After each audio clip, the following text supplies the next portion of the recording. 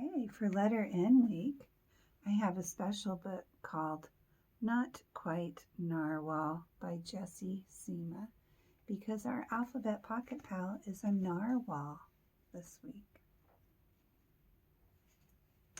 Not quite narwhal. What is that? Can you tell what that is?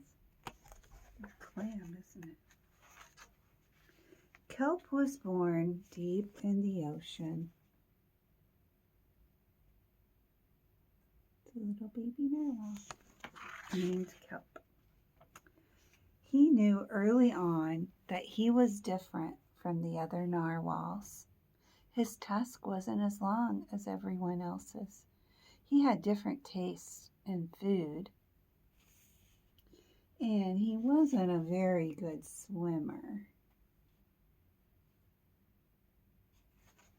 What is Kelp? Is he a narwhal? That is until he was swept away by a strong current. I wish I were a better swimmer. Oh no, what's happening to Kelp? Kelp found himself at the surface, closer to land than he'd ever been before. High up on the cliff, he spotted a mysterious, sparkly creature. It looked so familiar. It looked like Kelp. See it up there?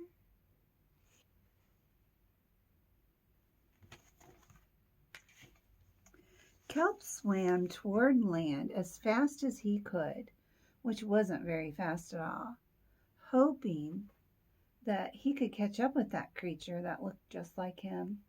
When he finally reached the shore, Kelp felt a little bit anxious. He had never left the ocean. He was nervous about walking for the first time, but there was a land creature there, and it looked so easy. What is the land creature he sees? There he goes. He's trying to walk. Oh, oof.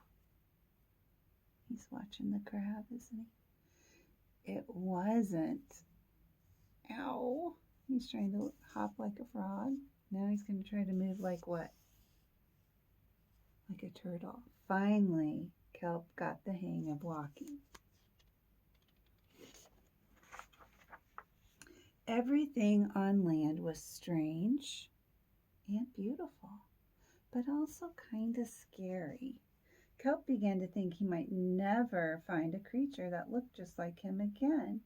But as he stumbled out of the forest, land narwhals actually were unicorns. And by the looks of it, so are you. Kelp had never heard of unicorns before. They taught him all sorts of new things about his tusk.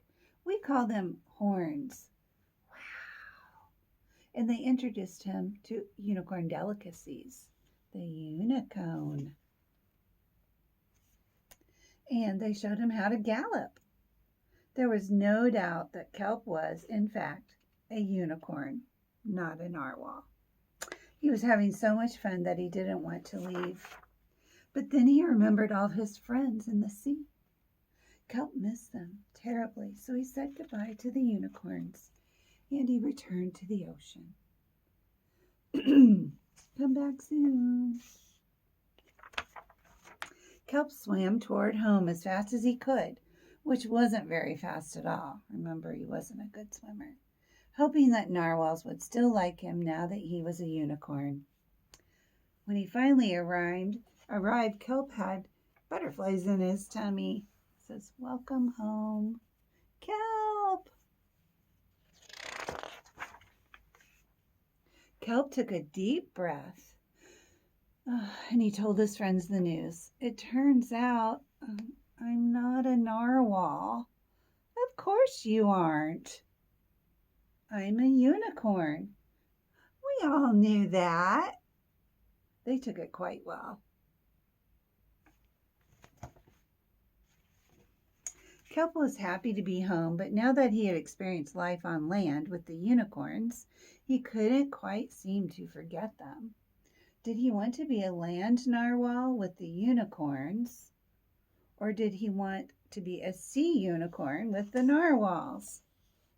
Kelp couldn't decide. But then he realized maybe, just maybe,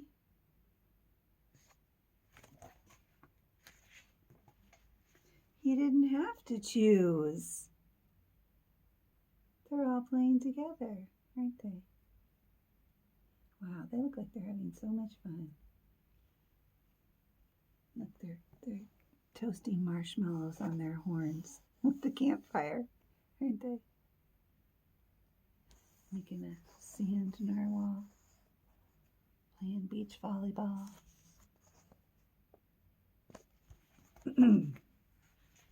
The end. And look on the end page here. Can you see that? Rhinoceros. He says, I'm a unicorn. He has a horn on his nose like a unicorn, right? A rhinoceros. Do you like that book about narwhals and unicorns? Kind of fun, isn't it?